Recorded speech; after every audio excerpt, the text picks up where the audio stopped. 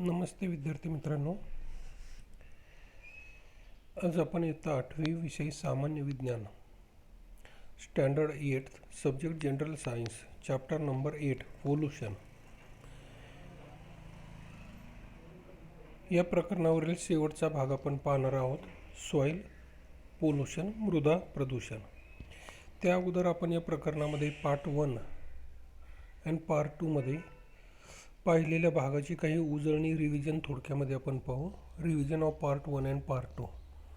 यामध्ये आपण सुरुवातीला पाहिलं होतं तर डेफिनेशन ऑफ पोल्युशन. प्रदूषण म्हणजे काय, टाइप्स ऑफ पोल्युशन, प्रदूषणाचे प्रकार आपण पाहिले होते. Air pollution, water pollution and soil pollution. त्यामध्ये भाग 1 मध्ये आपण एअर पोल्युशन, वायू प्रदूषणामध्ये 2 टाईप आपण पाहिलेत, natural reason and manmade reason. काही नैसर्गिक कारणं आहेत, काही मानवनिर्मित कारणं आहेत. त्याचबरोबर air pollutant source and effect of air pollution on plants and animal, की वायू प्रदूषणाचा वनस्पती आणि प्राण्यावरती काय परिणाम होतो. Effect of air pollution on atmosphere, वातावरणामध्ये होणारा त्याचा परिणाम. त्याचबरोबर त्याला कंट्रोल कशा पद्धतीने करायचं आहे तो एक भाग आपण पाहिला आहे. पार्ट 2 मध्ये त्या ठिकाणी वॉटर पोल्युशन, जलप्रदूषण आहे. रिझन ऑफ वॉटर पोल्युशन, काय कारणं आहेत पाणी दूषित होण्याची, त्यामध्ये सुद्धा आपल्याला त्या ठिकाणी नॅचरल रिझन अँड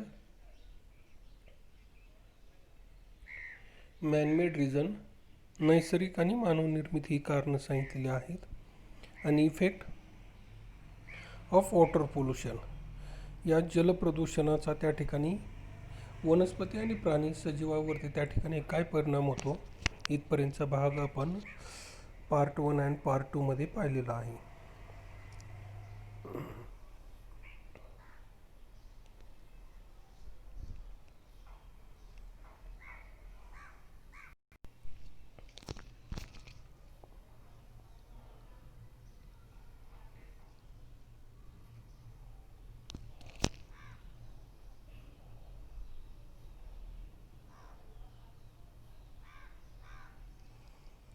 त्यानंतर आज आपण जो काही भाग पाहणार आहे तो भाग आहे सॉइल पोल्युशन, मृदा परीक्षण.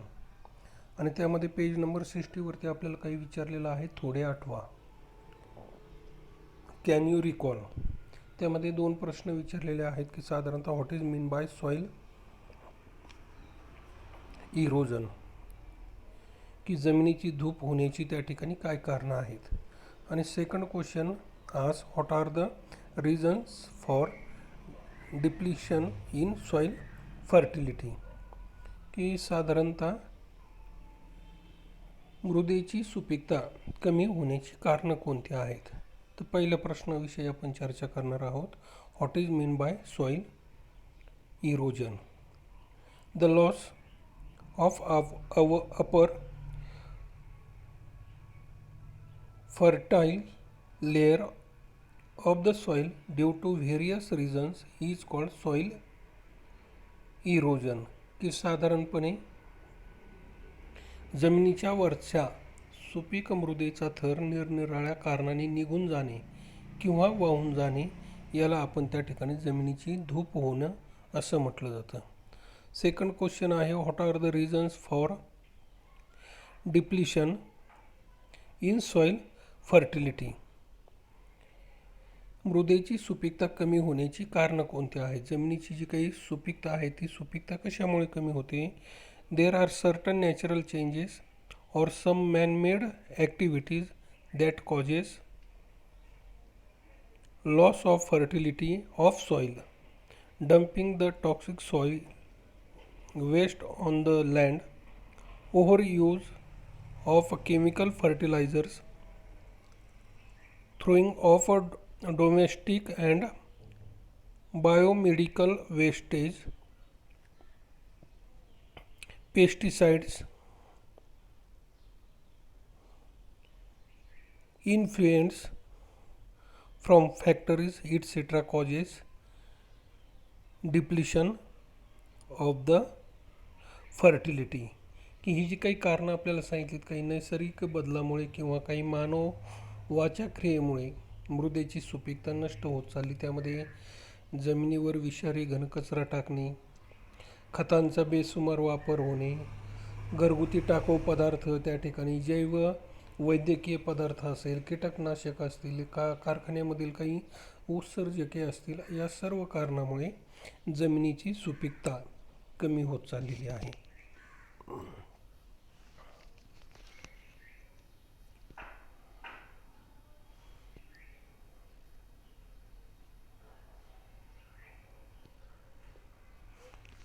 सॉइल पोल्युशन, मृदा प्रदूषण.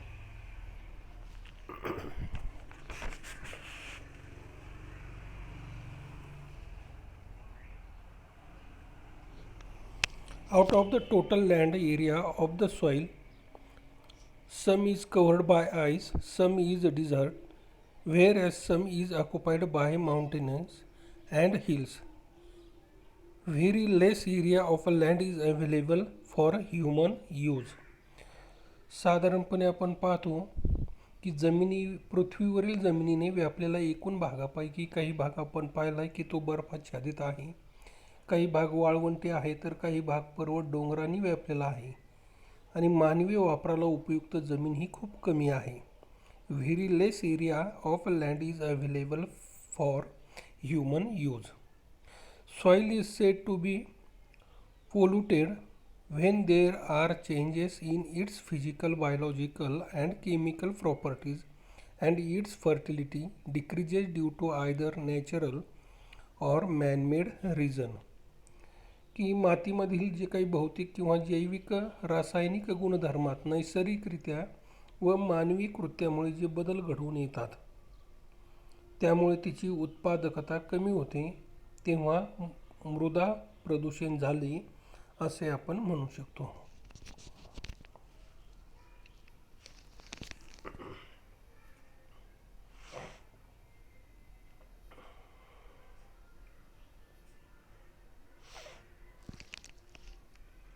इफेक्ट ऑफ सॉइल पोल्युशन, मृदा प्रदूषणाचे परिणाम.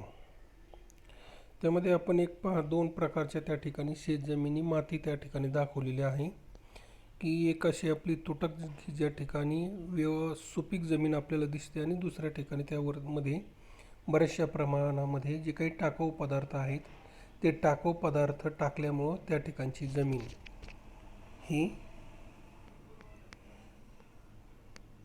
आपल्याला त्या जमिनीचं, त्या मातीचं प्रदूषण झालेला दिसते. तर त्यांची इफेक्ट कोणकोणते आहेत? 3 इफेक्ट आपल्याला सांगितलेले आहेत. Soil fertility decreases due to mixing of salty acidic water from industry. मृदा प्रदूषण कशामुळे होते त्या संदर्भामधलं पहिलं कारण सांगितलेलं आहे, कारखान्यातील क्षारयुक्त आम्लयुक्त पाणी मातीत मिसळल्याने माती नापीक बनते. दुसरं कारण सांगितलेलं आहे, radioactive and other pollutants enter and pass through food chain like the soil, crop, water and human body. किरणोत्सारी पदार्थ आहेत काही,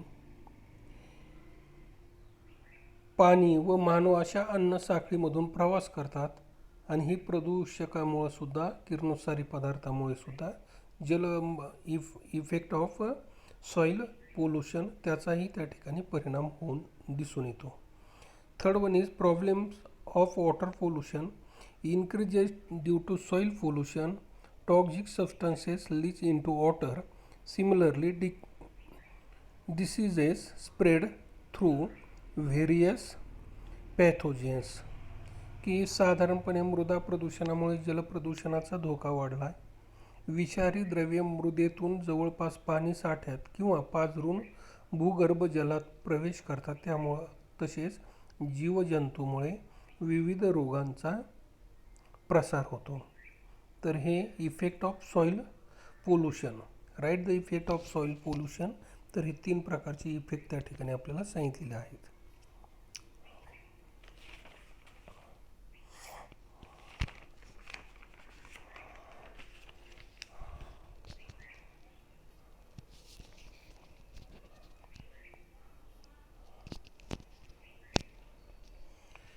relationship of soil pollution with air and water. मृदा प्रदूषणाचा हवा आणि जल प्रदूषण यांच्याशी असणारा संबंध.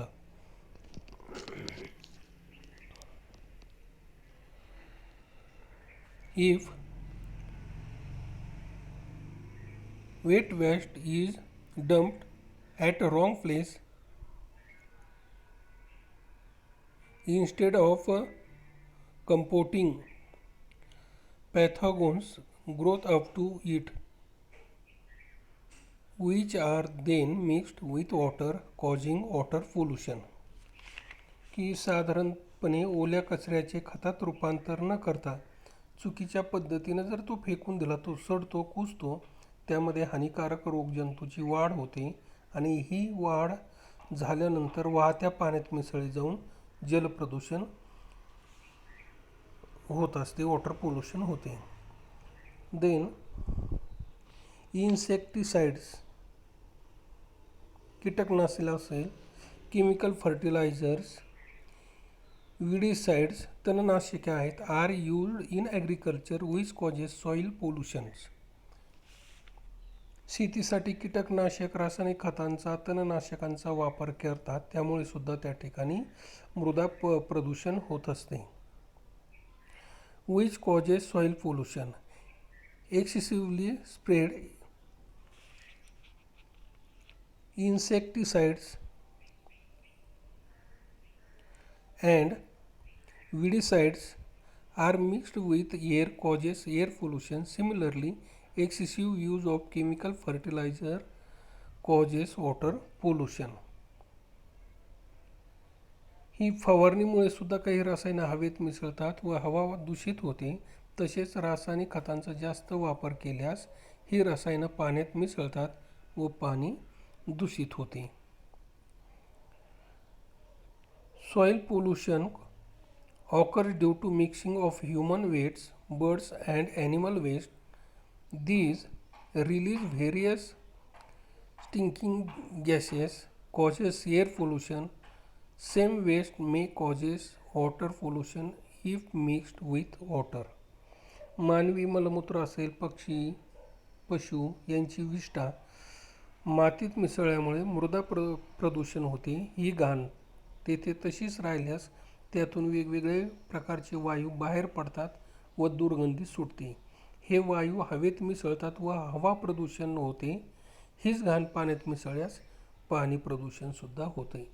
म्हणजे इथं relationship of soil pollution with air and water, म्हणजे मृदा प्रदूषणाचा हवा आणि पाणी यांच्याशी काय संबंध असतो.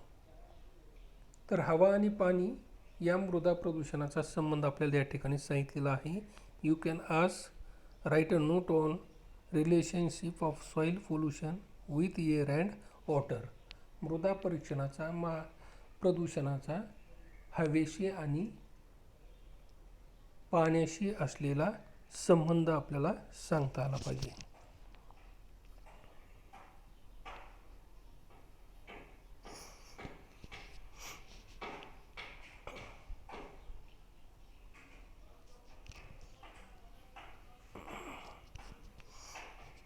Then pollution, prevention and control.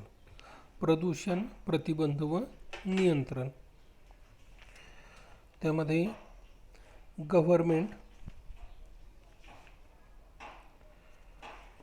Of India has enacted some law for control, regulation and prevention of pollution.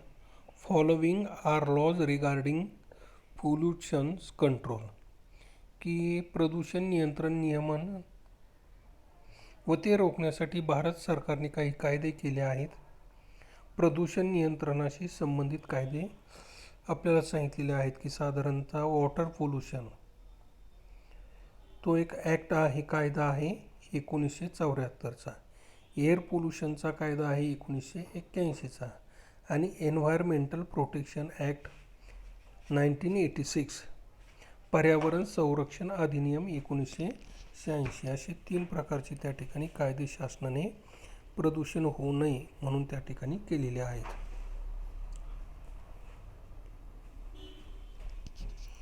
And last point of this chapter is various laws and rules are in force in relation to biomedical waste, harmful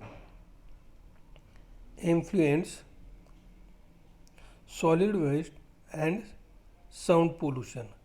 Government statutory bodies like Maharashtra Pollution Control Board and Central Pollution Control Board supervise about whether the industrial area, local governing bodies like municipal parties, district councils, Panchayat Samiti, Gram Panchayat, etc. follow the law about pollution control. मग हे काही जैव वैद्यकीय कचरा, धोकादायक उत्सर्ग, घनकचरा, ध्वनी प्रदूषण नियंत्रण या सर्वाबाबत विविध कायदे नियम अस्तित्वात आहेत. कारखाने, औद्योगिक वसाहती आहेत, म्युनिसिपल पार्टी, महानगरपालिका असेल, जिल्हा परिषद, पंचायत समिती, ग्रामपंचायत इत्यादी संस्थांद्वारे वरील प्रदूषण नियंत्रणाशी संबंधित कायदे यांचे पालन होत आहे की नाही यावर देखरेख ठेवण्याचे काम महाराष्ट्र प्रदूषण नियामक मंडळ व केंद्रीय नियामक मंडळ या शासकीय संस्थांद्वारे केले जाते. जरी हे नियम असतील, कायदे असतील, तरी प्रत्येकाने आपण सर्वांनी स्वतःहून त्या ठिकाणी की एअर पोल्युशन होणार नाही, वॉटर पोल्युशन होणार नाही, सॉईल पोल्युशन त्या ठिकाणी होणार नाही आहे.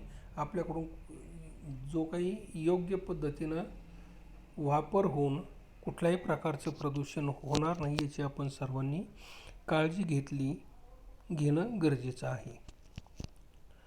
तर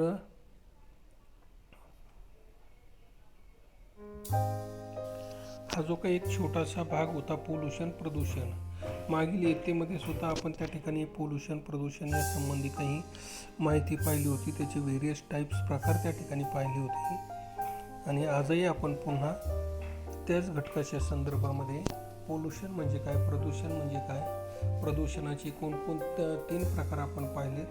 त्यामध्ये एअर पोल्युशन असेल, सॉईल पोल्युशन असेल, वॉटर पोल्युशन असेल. आणि या सर्व पोल्युशनमुळं त्या ठिकाणी ही जी काही आपली अर्थ आहे किंवा त्याचा होणारा त्या ठिकाणी पृथ्वीवर असेल, मानवावर असेल, प्राण्यावरती असेल, वनस्पतीवरती असेल, काय काय प्रकारचे परिणाम होतात या पद्धतीची सविस्तर आपण चर्चा केलेली आहे.